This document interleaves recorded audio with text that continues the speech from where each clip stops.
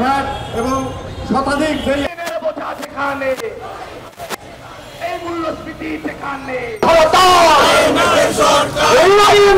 সরকারকে বলি অবিলম্বে সমস্ত পণ্যের ভ্যাট এক ঘোষণার মাধ্যমে প্রত্যাহার করতে হবে।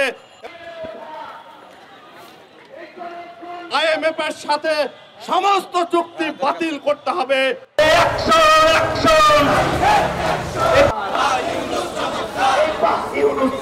সো IMF এর লোনের কারণে আমরা জনগণের উপর কেন ভার চাপাবো, যেখানে জনগণকে রেশন দেওয়ার কথা। এই IMF এর পাহারাদার জনগণের বিরুদ্ধে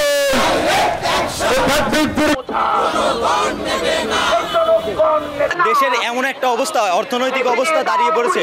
এই অবস্থায় যদি ভ্যাট আরোপ করা হয় তাহলে কৃষক বাঁচবে কিভাবে, মজদুররা বাঁচবে কিভাবে?